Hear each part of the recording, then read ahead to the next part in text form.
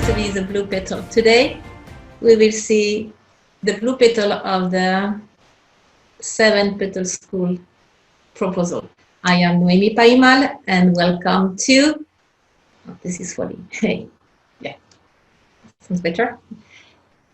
And welcome to our online classes of Education 3000.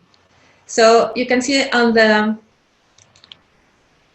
the slide, remember last video, we saw all the petals of the 7 pedagogical areas. So education is complete, it's integral, it's comprehensive, holistic, sometimes some people say holistic. But what we want to do is to cover all the level of development of human being and the society. So we start today with blue, that's why I have blue. And the blue, remember, we have blue, the physical exercise, we have yellow, the cognitive area, but it has to be articulated and contextualized. We have the pink, which is a social science and emotional intelligence and peace culture. White is art, green is ecology, red is hands-on, to do, and violet, the development, the personal development. So we always start with blue. Blue is to be healthy, to be in a healthy body, is physical and kinesthetic development, anything to do with enjoy to be in a fit body, enjoy to be here on earth, enjoy to move, dance, run, and feel good about being here. We have under the blue petal many activities. Remember last time I said, oh, it would be nice in the morning to have at least 20 minutes of aerobic, if not half an hour for everybody, or cardio, you know, 1, 2, 1, 2, 3, something that we do together, no competition, we enjoy the music. Of course, ask the student what kind of music they like, put the last thing they love to dance. And it's a marvelous way to start the day. And then we have here on the slide, we have karate, or we can have any kind of martial arts like aikido, kung fu. Usually they like kung fu, judo, or taekwondo, taekwondo. And you can see a kid that does a lot of martial arts is balanced and respectful towards the teacher, the tradition, the other kids. And it's not to fight, it's not against, it's how to manage our energy, how to use our energy for the best of our capacity, and not to attack, but to involve all the movement. It's like a dance. And usually they like it. Of course, swimming, and they can swim from very young age. And the water, the contact with the water is so important. Here I put soccer. I have some issues with soccer. I know, I live in South America, soccer is so important. But we try to have soccer and soccer teams that is not so competitive. We try to see sport not as a competition and one has to win and the other one has to lose and it's terrible, and like more cooperation and have fun together. So maybe with soccer we can mix with breathing exercise. We compete with oneself, not with the other. We can do team. At the end we can all eat ice cream or pizza, but it's one team, not two against. And we recognize and respect each other, and we are friends. Or there is a very good trick. You rotate. So from one team, you rotate one person to the other team. And then he has to put the goal on the other side. And then you rotate another person, and then you rotate another person, and then you rotate another person. And then all the teams are rotating. And at the end you say, okay, together we put so many goals. So it's a very nice way to lower a little bit the competitiveness of competition level. Mixed team. I know a school in India. It's called Mahatma Gandhi International School Academy, and they have girls and boys in the same team, and it's very nice, very interesting, and so on. That's for the soccer and sport in general. The other thing is, you can see on the picture here. Let me see. It's called, in Spanish, it's called capoeira, and in Brazil, actually, it's from Brazil, and in English, it will be capoeira. And it's very nice. This one is really non-competitive, and it's very, it will mix everything. It mixes culture, music, cooperation, physical activities, teamwork, tradition, history, songs. That's very, very nice. If you have the chance of a teacher of capoeira, please do it. All kind of dance. Here you can see contemporary dances, modern dance, any folkloric dance, so you know the countries and all the cultures. Modern dance. This is a haka. Haka is from the Maoris people from New Zealand, and it's very good for, you know, for stamina, for to be strong, and is done by women and men equally. This is very good for the solar plexus solar and for strength. For young people, like my daughter, when she was 14, she loved to do haka, and it was very good. This is dance from all over the countries. Here we have Kurdish people, Lebanese people, Mexico, Emirates, Africa, China. So you can learn geography and cultures through the dances. We have Japan, Bali, China again, Mexico. It's called Aztec dance. And Aztec dance, by the way, yeah, when you know it's blue petal. So Aztec dance, it's involved a lot of jumping. It's hard working. It's round in circle. It involves the 4 directions and a lot of symbols, and all the movement means something. So you can learn your tradition and the cosmovision of Mexico, the Aztec people. And I know a school, yes, in Mexico, they were doing the Aztec dance every Monday. The first class was that.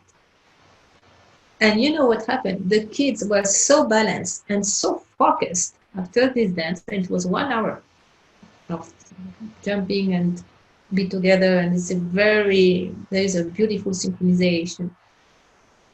The teachers of this school were always asking, can I have the class after this dance on Monday?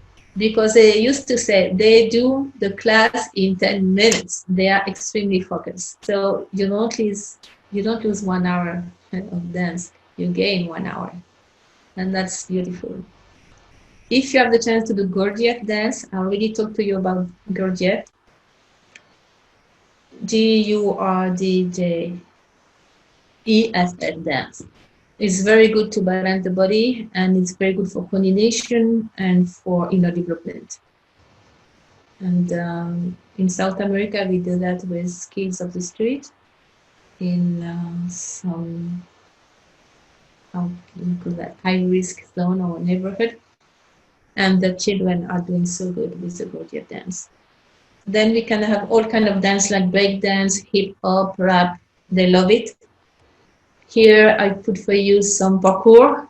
They love the parkour. You don't have to make them jump. You know, parkour, the French word parkour, is a sport for urban environment, and they really like it. So you don't have to jump from the roof or from the 3rd floor. You have parkour for 8 years old, 11 years old, 12 years old. You can have on internet. If you are the teacher of parkour, or they love the teacher of parkour, usually it's a young boy or a young girl, and they have a blast with the parkour. There is one girl doing parkour here. She's from Tehran, Iran. And I put another picture. It's about roof soccer. It's called FIFA Street. It means this is done in Brazil in those, it's called favela, in zone like very, how you say in English, high risk zone or zone with not all the facilities. And those kids, and especially young people, well, they can do all this kind of sport. FIFA Street, you do parkour and kind of acrobacy and football. You have the ball and you have many things you do together, and it's done in group. It's not non-competitive activity. In a non-competitive activity, you type FIFA Street in the website, and it's beautiful what they do. And then you can see the violence will drop when they do that. And I saw many places. I saw in Gaza as well, and I saw in the refugee camp, when there's a lot of exercise, the violence and the stress will drop. It's part of a post-trauma activity per se. Actually, there was a refugee camp that when they opened the patio for sport, wow, the bullying and the violence was dropping completely. So definitely you can use it as therapy as well, and social coherence as well. This is parkour for children. You can do it with small children, and you can do it even for babies. I saw a place where they were doing parkour for babies, and it's fun. It was fun for the parents. I hope it was fun for the baby, but the baby was looking for that. I mean, it was fun to see both of them. Something I really like, because it goes backwards. You see, it's called actually aerial acrobacy or acrobatic activities. And by doing everything backwards, it's very good for the brain, the neuroplasticity to the synapses connection, for the pineal gland as well, because it's reverse for all the liquid of the brain and of the body. And they love it. Young people, for instance, they really, really like it. If you don't have all the facilities, you have just the clothes. It has to be a little bit elastic. And you take a couple of classes and you can do it, and you put some mattress and some kind of soft floor, and much fun. I do it when I do workshop. It's fun. This one I really like, and you can do it with young people especially, and couples. You can do it with the parents. It's called acro yoga. It's yoga, but with acrobacy. So basically you do all the yoga, but on the legs of somebody, of a partner. So you work a lot with the legs and with all the yoga posture. And it's fun. We do it as well when we have a workshop. It's so much fun, so much fun. Because you have to do the balance, you have the teamwork, you have the challenge, you have a little bit of adrenaline so you don't fall. It's a wonderful combination, and it's a lot of workout too. I know some schools that do it, and it's a huge success. Brain gym. On the slide we can see the brain gym. This is all the activities for learning for the brain actually, or to do with the two hemisphere. I mean, they have, like, it's from Paul Denison. I do recommend the book, Paul Denison. It's for like brain gym, like gym for the brain. The two hemispheres are connected for stress, for reading, for hearing, for when you are tired, for the spine. It's very nice. It's very short, very easy to do. Here I put some exercise that's called the pace. First you have water. Always Paul Denison said water is good to have all the connectivity. What's the name of it? The water is good for electricity to go through it.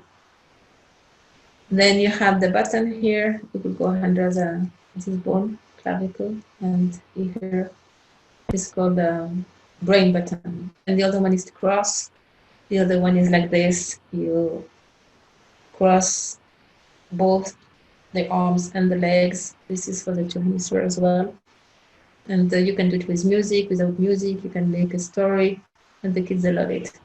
The other one I really recommend is called Awareness to the Body, from Aloka Marti. They are from Roville. Well, no, they are from Catalonia, but they did all this program in Roville, India. And it's very good. It's not only movement, but be conscious of all the body, of the breathing, what's behind the breath. Wonderful book. You can have it in Spain. You can order it. Some I put for you the net. Now I saw in some countries they start this in Japan, and they climb up the net and they can do many activities on the top of the net. It's nice when you have not that much room, so they go above, and you can do libraries. They can read, they can sleep, and they can do many. They can jump. They can fall because the net is always there to catch them. The other one is to climb, so you can have easy climbing. Like here, they are switching rooms, climbing this wall. Climbing is very good, actually. It's therapy and it is very pedagogical. This is a patio of a school. This during the break, they can use the wall, or you can put some mattress too. And it's a very, very nice activity. They love it. And that will definitely reduce bullying during the break time. Look at this young kid here. She's reverse. I mean, she's very good. And you can have that in your school. Or you can have just one wall. So when we don't have that much room, or it's a kindergarten and you don't have that much room, you can always think about climbing wall. And so on and so on. Anything that's with the body, with the exercise, with PE, with renovate the idea of sport. More fun, less competition, more be responsible of our health and body, be fit. And Ajay, thank you very much. Not only for the kids and for the young people, for everybody, for elders and for us.